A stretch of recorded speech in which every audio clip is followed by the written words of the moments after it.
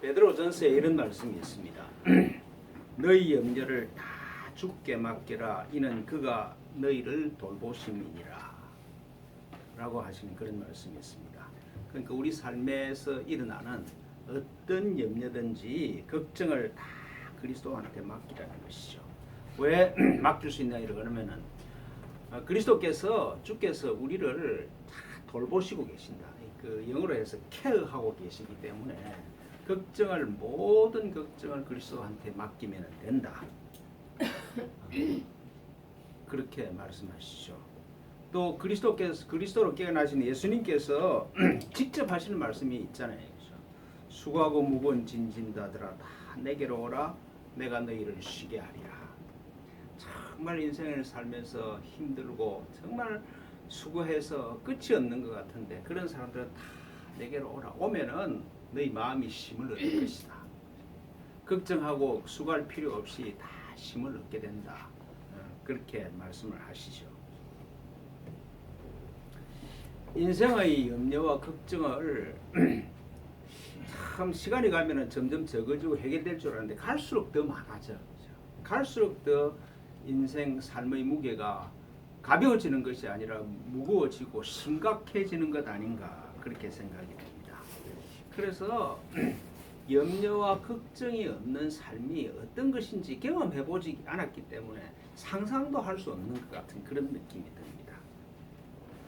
아마 우리가 살면서 걱정 없는 삶이 얼마나 좋은 것인지 하는 그걸 경험하는 그 가장 유사한 경험이 꿈이 없는 깊은 잠을 자고 났을 때 상쾌하고 정말 힘을 받는 모든 것을 다 이겨낼 수 있는 그런 느낌이 드는 그런 때가 아닌가.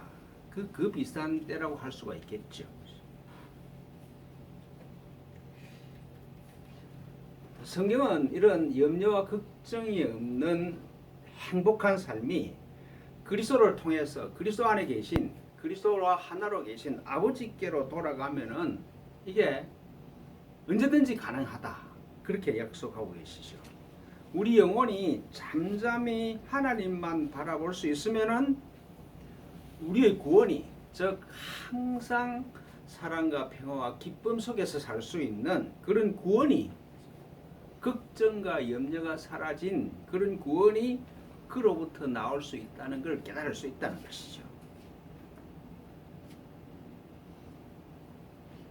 잠잠히 하나님만 바라볼 수 있으면은 사랑, 평화, 기쁨이 강물처럼 흘러나오는 그런 구원이 있음을 확신하면은 미련 없이 그 길로 가겠죠.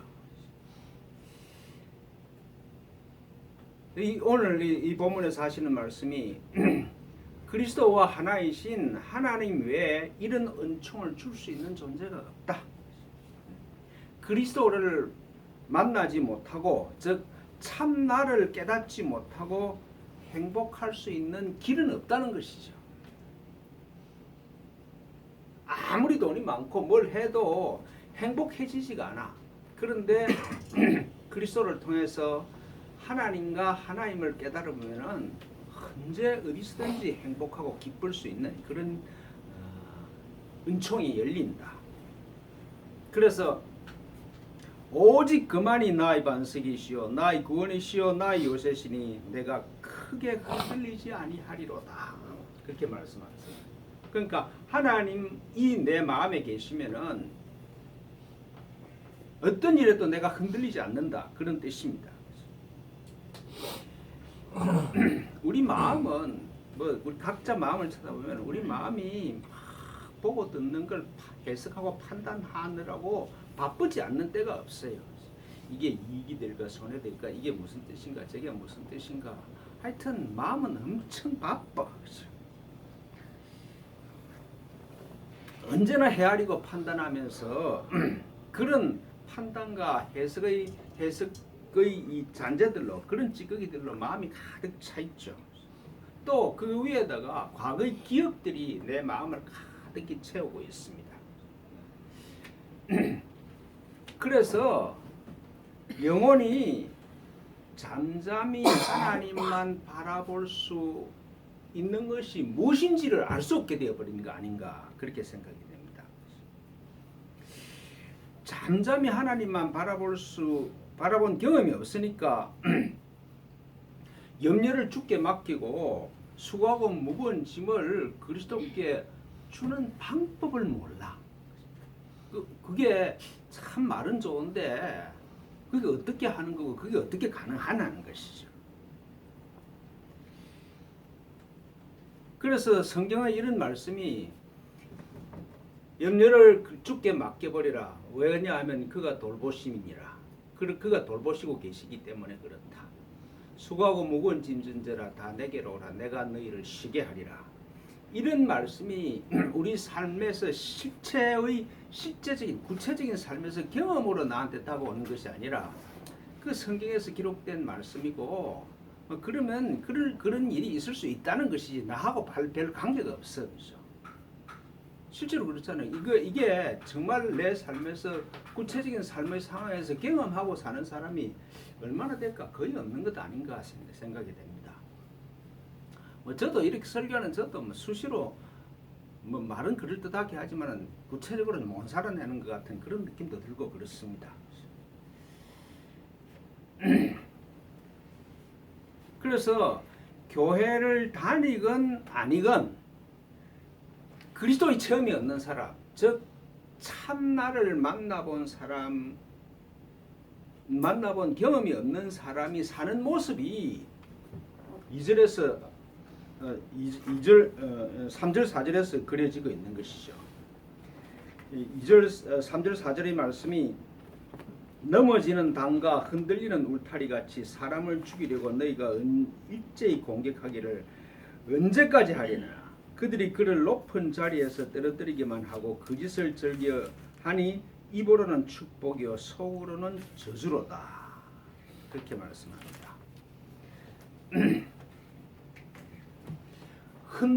넘어지는 당과 흔들리는 울타리 같은 감정 위에서 살면은 불안할 수밖에 없겠죠.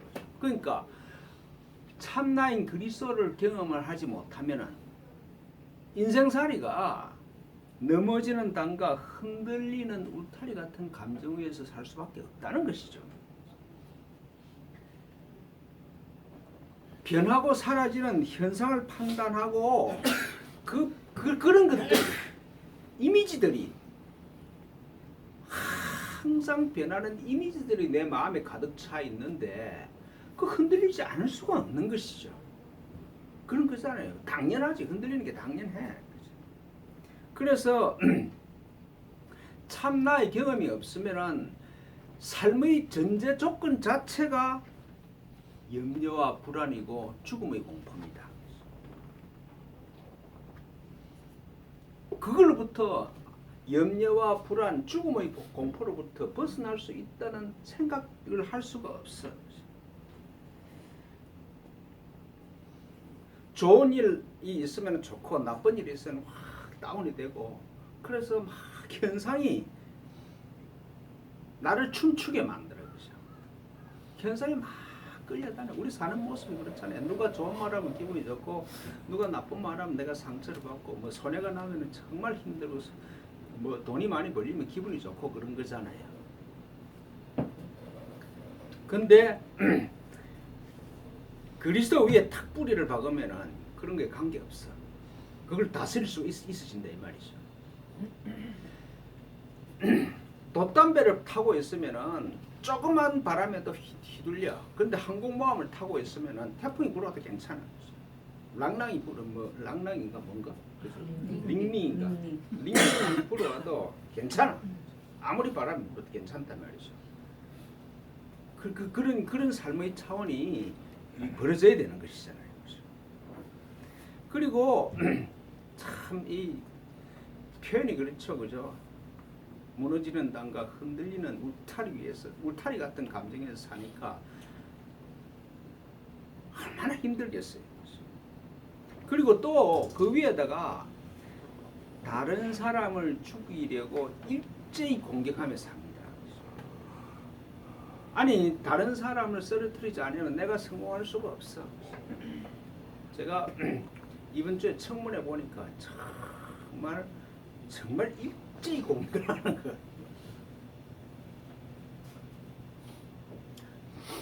지난 한 달 동안에 이 조국 후보자를 공격한 그 신문 건수가 110만 건이라고 그러대요. 그죠? 일제히 공격한다는 게 무슨 말인지 모르겠어요. 그죠?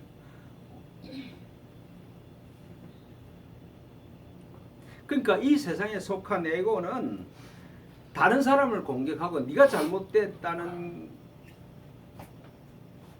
그 소리를 하지 않고 살 수가 없어. 그렇게 사는 일을 거칠 수가 없어. 그래야 내가 정당성이 확보된다고 생각을 하니까. 언제까지 그렇게 피곤하게 사는 길 외에는 다른 길이 없어, 머릿속에.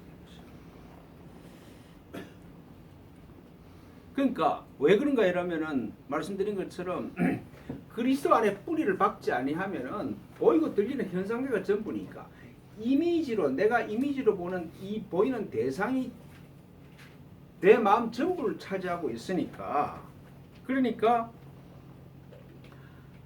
불안하니까 남보다 더 많이 가지려 그러고 남보다 더 올라가려고 그러고 하여튼 비교 위에 살 수밖에 없어. 그죠? 남과의 비교해서 이기는 것 외에 다른 가치가 있을 수가 없어.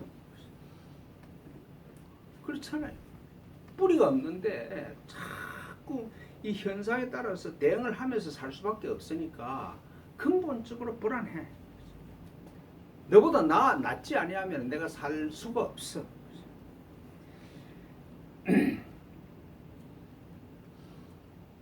남을 밟고 올라가야 산다는 그런 가치가 남을 비교 위에 사는 사람의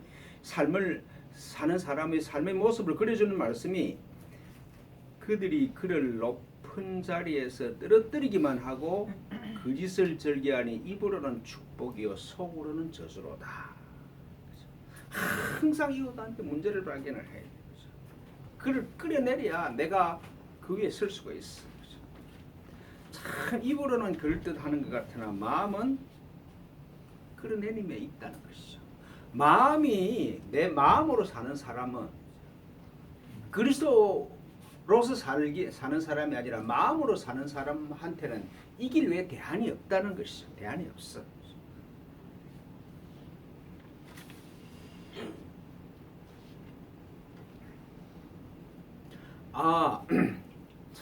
정말 현실 속에 사니까, 마음으로 사니까, 내 마음에 있는 것대로 사니까 이렇구나. 그리고 그리스도를 경험한 시편 기자의 고백이 반복이 되죠. 소망은 하나님께로 나오는 것밖에 다른 길이 없는 거구나. 하나님께로 가는, 하나님과 하나임을 회복하는 그 소망 외에 다른 길이 없다. 오직 하나님만이 내 반석이고 구원이고 요새다. 하나님을 의지하면 흔들리지 않을 수가 있다. 하나님 위에 서면은 내가 흔들리지 않으니까 다른 사람을 흔들 필요가 없어져. 그죠? 그렇잖아요. 내가 반석 위에 서 있는데 내가 든든하기 위해서 다른 사람을 흔들 필요가 없지. 다른 사람을 이겨낼 필요가 없어. 그래서 항상 자유롭게 살 수가 있는 것이죠. 그 길 외에는 방법이 없다는 것이죠.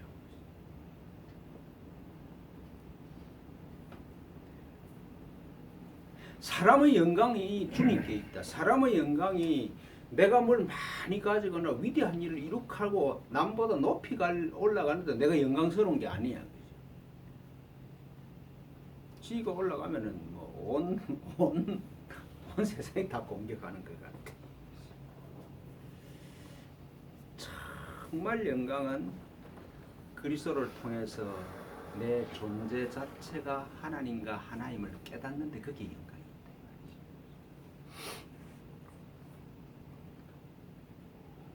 보이고 들리는 이 현상을 이길 수 있는 힘도 하나님으로부터 나와. 그렇죠? 흔들리지 않을 수 있는 것은 내가 반석에 섰을 때 흔들리지 않을 수가 있지. 돛담배에 서서 내가 흔들리지 않을 거라고 생각하는 거는 그건 착각이잖아요. 착각. 우리는 진짜 착각을 하고 살아요. 조그마한 배 위에 배를 타고 태풍을 이겨낼 수 있다고 그렇게 그렇게 착각을 하는 것이죠. 내 영혼이 피곤할 때 피할 것도 하나님이에요. 그 피난처도 하나님이에요. 하나님의 다른 것으로 향하면 일시적인 만족은 될지 몰라. 큰 집을 사서 돈을 엄청나게 벌어서 좋아. 근데 조금만 가면은 그게 전부 짐으로 다 변해. 하나님 외에는 하나님의 다른 것을 목표로 하면 전부 다 모래성 위에 성을 쌓는 거와 마찬가지다. 바람만 불면 다 날아간단 말이죠.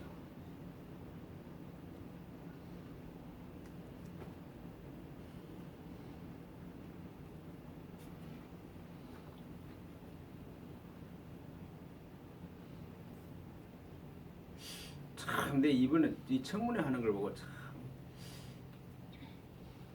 한 달 정도에 한 100만 건의 이 기사가 나오면서 막 공격이 되면 내 같으면 벌써 죽어버렸을 것 같아. 끝장이 나질 것 같아.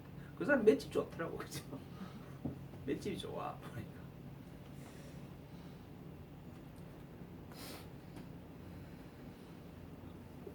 그래서 흔들리지 않으려고 그러면은 반석이에 쓰려고 그러면은 하나님께로 돌아가야 되는데 하나님께 돌아가는 길로 이 사람들이 길로 하나님께 돌아가는 비결로 이 시편 기자가 우리한테 권하는 말씀이 8절입니다. 8절 같이 읽어보겠습니다. 시작. 백성들아 시시로 그를 의지하고 그의 앞에 마음을 토하라. 하나님은 우리의 피난처시로다. 여기서 말하는 시시로라는 가끔 이런 뜻이 아니고 항상 이런 말입니다. 항상 내 마음이 하나님께로 돌아가고 있어야 돼. 내 마음은 그대로 내버려 두면 항상 밖으로 나가게 돼. 이거는 자동적으로 하게 돼 있어, 그죠? 분석하고 판단하는 일은, 헤아리는 일은 내 마음은 하지 말라 해도 자동적으로 해. 그러니까 항상 내 마음이 하나님께로 향하도록 지켜보고 있어야 된단 말이죠. 그 항상 하나님을 의지하고 그 앞에 마음을 토하라. 마음에 있는 걸 다, 마음에 가지고 있는 걸 다 하나님 앞에 내놓으라 이 말이죠.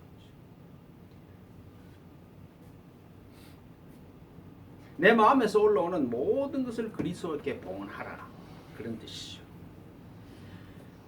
이게 무슨 뭐 말을 하고 뭐 통성기도를 하고 그러는 말이 아니라 고요하게 내 마음을 주시하고 있으면 내 마음에 있는 모든 것이 다 올라오게 되어 있습니다. 조용한 중에 있으면 나도 모르게 내 마음에 있는 것들이 내 마음을 채우고 있는 것들이 내 의식의 표면에 떠오르게 돼 있어. 그래서 그걸 하나님 내 마음에 이런 게 있네요, 이런 게 있네요. 이렇게 그냥 가만히 내 마음을 쳐다보고 있으면 돼. 그래 내 마음을 주시하고 있지 아니하면은 내 마음에 뭐가 있는지를 보고 있지 아니하면은 내 마음에 있는 내용이 나를 끌고 가버려. 주시하고 있으면은 내 마음에 이런 게 있구나 해서 내 마음에 있는 대로 끌려가지 않을 수 있는 이미 자연이 생겨. 그래서 하나님께 토하라는 거죠. 다 내려놓고 내 안에 계시는 주님이 다 볼 수 있도록 고요하게 침묵 중에 머물러 봐라. 그러면은 하나님이 피난처로서 자기 모습을 드러낼 것이라는 것이죠. 다 주라는 것이죠. 마음에 있는 것들을 다 바라보고 있으면은 내 마음에 무엇이 쌓여 있는 것, 내 마음에 있는 대로 고요한 중에서 내 마음에 있는 것들을 가만히 주시하는 습관이 들면은 그리스도에 대한 그리스도의 현존에 대한 감각이 자라. 그리스도의 현존에 대한 그리스도의 임재에 대한 감각이 자라는 건 그 길 외에 다른 방법이 없는 거잖아요. 그리스도께서 하나님과 하나님 그리스도께서 내 안에 내 마음의 중심에 계시는데 그분이 나타나려 그러면은 그리스도를 듣고 있는 내 마음의 쓰레기들이 사라져야 그분의 현존이 드러날 수 있는 거잖아요. 그리스도에 대한 현존의 감각이, 그리스도가 내 안에 계신다는 현존의 감각이 자라지 아니하면은 성경 말씀은 전부 다 옛날 문자고 기록일 따름입니다. 아무런 의미가 없지. 아, 뭐 그런 말씀이 있구나. 참 은혜롭네. 그 차원에 머물러. 실제로 그리스도가 내 삶의 구체적인 사건에 개입을 하셔야 되잖아요. 그죠? 그렇게 그리스도를 내 삶의 구체적인 사건에 개입시키는 방법이 그렇다 이 말입니다.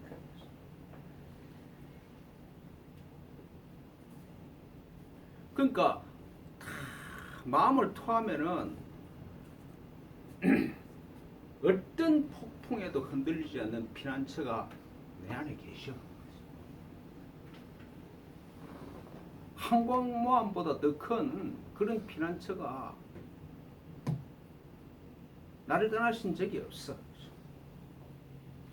그래서 이분의 현존이 드러나기 위해서 매일 침묵에 머무는 시간을 가지셔야 점점 그리스도가 커지세요. 점점 하나님이 커지세요. 예수님과 우리와의 차이는 딱 다 같아. 근데 예수님 안에는 그리스도밖에 없어. 근데 우리 안에는 그리스도 외에 뭐 다른 게 많이 있는 그 차이밖에 없는 것이죠.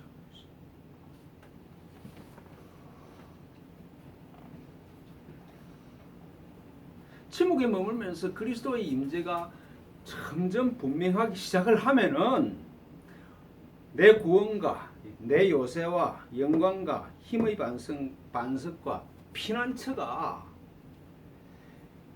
내가 찾아가고 마련해야 되는 것이 아니라 내 안에서 내가 돌아오기를 기다리고 있는 거예요.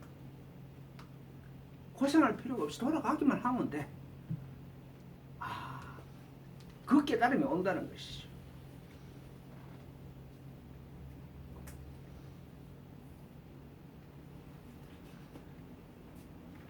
이 세상에 무상하지 않는 게 어디 있습니까? 그죠? 전부 변해. 다 무상하잖아요. 절대로 안 변할 것 같은 땅도 지진이 나면 다 흔들려. 뭐 에베레스트 산 같은 산 것도 그 꼭대기에 올라가면은 조개 같은 게 있으면 그 옛날에 바다야. 그죠? 다 변해. 내가 보고 듣는 것은 다 변해. 그런 것 위에 서면은 흔들리고 무너지지 않을 수가 없지. 근데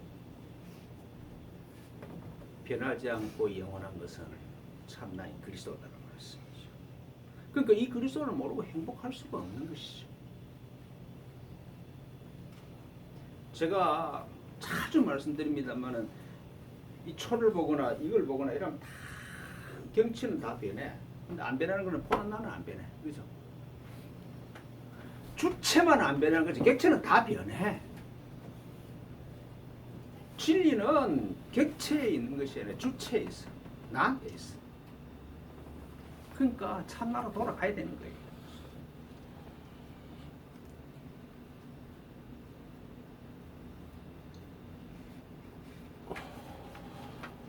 그러니까 그리스도께 안 돌아가고 이거는 초구나 이거는 뭐 벽이구나 이런 것들이 내가 보고 듣는 것들이 내 인생을 결정하게 함으로써 사는 사람의 결론을 이렇게 말씀하세요. 아 슬프도다 사람은 입김이며 인생도 속임수이니 저울에 달면 그들은 입김보다 가벼우리라. 그렇게 말씀하세요. 나를 잊어버리고 자꾸 이게 보이는 현상과 들리는 것들에 따라 살면은 그 가벼움이 입김보다 더 가벼워. 저울에 달면 입김보다 가볍다. 인생 일장춘몽이야.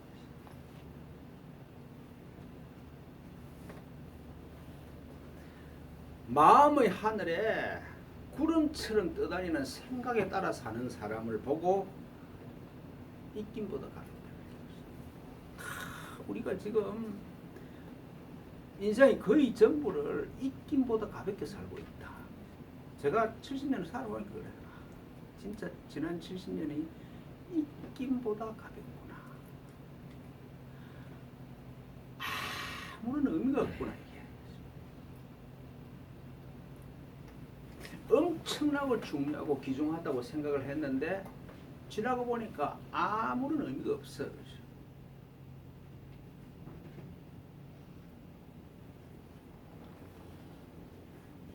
죽음 앞에서는 아무런 의미가 없는 것들의 시간이 전부를 보내고 있는 있긴보다 허무한 것을 진짜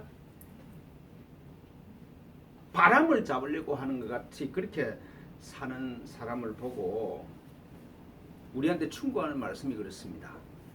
포악을 의지하지 말며 탈취한 것으로 허망하지 말며 재물이 늘어도 거기에 마음을 두지 말지어다.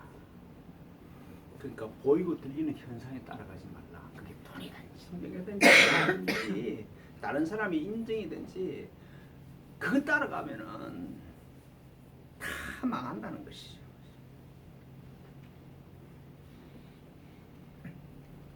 특히 허망한 재물, 불의한 재물을 따라가는 건 정말 어리석은 것이다. 한 걸음 더 넘어가서 인생의 목적이 삶의 보람이 재물이 늘어나는 데 있다. 그거 아무리 착하게 살아도 그거 허망하다 인생인 거죠. 재물이 늘어나는데 내 삶의 목적이 있는 게 아니라 하나님과 하나라는 본래 상태로 돌아가는 게 내 인생의 목적이에요. 하나님과 하나면 없는 게 뭐가 있겠습니까, 그죠?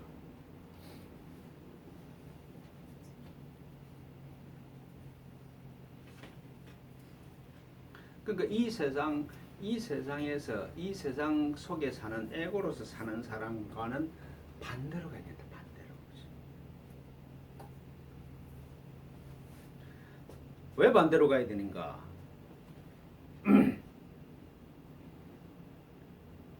하나님이 한두 번 하신 말씀을 내가 들었나니 권능은 하나님께 속하였다 하셨도다.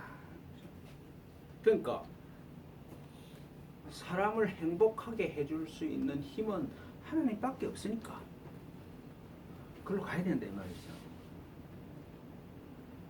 무상한 게 내 앞에 자꾸 변하는 무상한 그냥 이미지밖에 없는 이런 것들이 인생을 행복하게 해줄 수가 없는 거니까.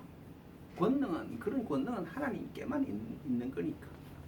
흔들리지 않으려면은 바위 위에 서야 되는 거니까. 마음을 토하면서 그걸 깨달았다는 것이죠.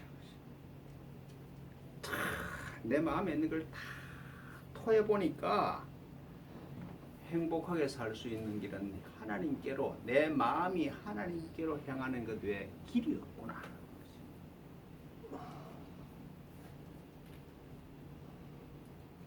하나님은 사랑이시죠. 하나님께로 향하면은 하나님을 만나지 않을 수가 없어.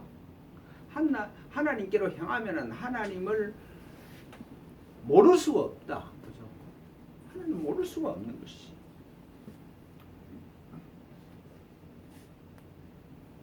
꾸준하면은 도달하지 않을 수가 없어. 부산으로 가는 방향만 바르면은 기차로 가든지 뭐 배로 가든지 걸어가든지 도달하지.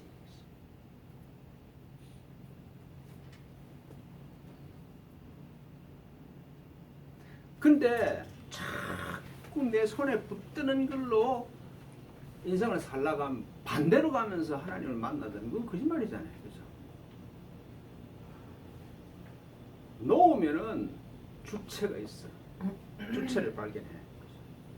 자꾸 좋은 걸 보려고 그러지만 눈을 감으면은 내한테 눈이 있었구나를 알아. 마음이 가난한 자가 복이 있는 겁니다.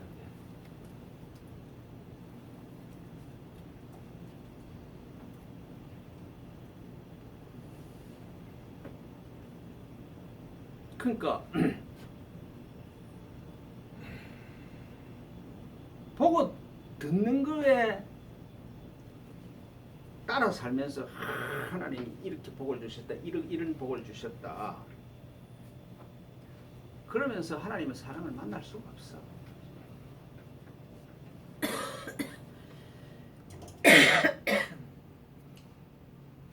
말씀드린 것처럼 내 눈을 감으면 아, 내 눈이 있구나. 눈이 중요하다는 걸 알아.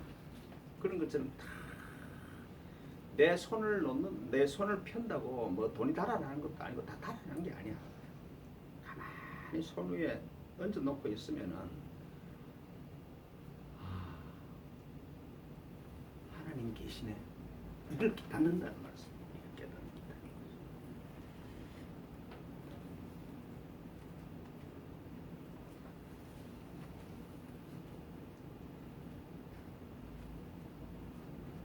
그러니까 내 마음이 시키는 대로 내 마음이 원하는 대로 살 것인가 아니면은 내 마음을 그리스도와 하나님의 집으로 만들 것인가 그건 내가 결정하는 거지. 그거 하나님 결정하는 게 아니에요. 오늘 이 시간을 내가 어떻게 쓸 건지 뭐 예를 들어서 오늘 집에서 할 건지 예배 참석할 것인지 그건 내 마음이 결정하는 내가 결정하는 거지. 하나님 결정하는 게 아니야. 그걸 두고 오늘 마지막 말씀에 이렇게 말합니다. 12절 같이 읽어보겠습니다. 시작. 주여 인자함은 주께 속하오니 주께서 각 사람이 행한 대로 갚으시니이다. 하나님은 사랑이기 때문에 자기에게로 향하는 사람한테는 인자하셔. 사랑이야. 그런데 사람이 행한 대로 대우할 수밖에 없다. 그죠? 자기한테로 오는 사람은 사랑을 만날 것이고 반대로 가는 사람은 고생할 것이고 행한 대로 갚으시지. 근데 하나님이 그렇게 한다는 말이 아니라 내 마음이 그렇게 결정한다는 말씀입니다. 그러니까 뭐 구체적으로 이걸 잘못했나 잘했냐 그런 뜻이 아니라 내 마음의 방향이 어디로 향하고 있냐 이 말씀이죠. 구체적인 행동을 가지고 얘기를 해보면은 내가 하루에 침묵에 몇 분 머물러 있느냐 그걸로 결정이 되는 겁니다. 그렇죠. 내 마음의 방향이 하나님께로 향하고 있다. 하나님께로 토하고 있는 방향으로 향하고 있다. 그게 침묵으로 행동으로 그렇게 나타나는 거라고요.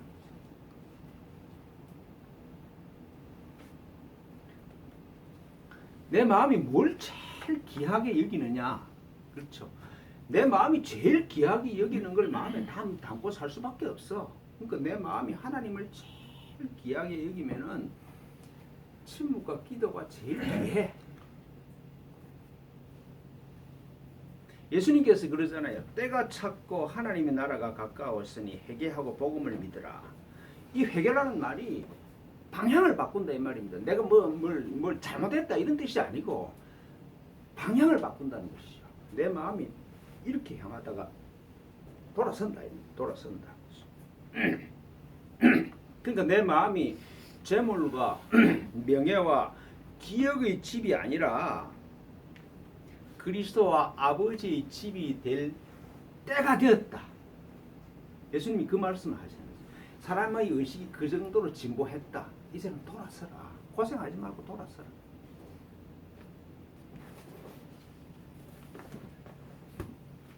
마음을 따라가지 않고 마음을 주시하는 내 마음에 뭐가 있는가를 주시하는 훈련을 매일 하면은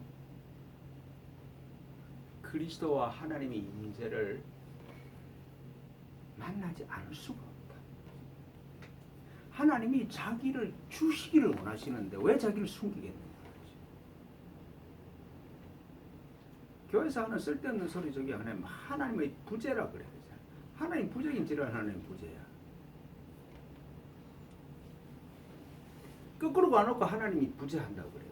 하나님 부재하시는 게 아니고 하나님 계시는 방향으로 가면은 하나님이 자기를 숨기실 수가 없어.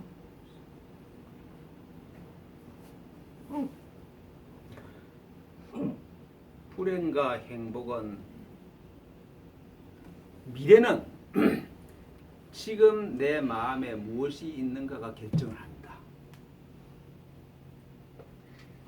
다시 한 번 말씀드립니다. 내 미래는 지금 내 마음에 뭐가 있는가가 미래를 결정해. 계획이 결정한 게 아니야. 지금 내 마음에 뭐가 있는가. 각 사람은 행한 대로 갚으셔.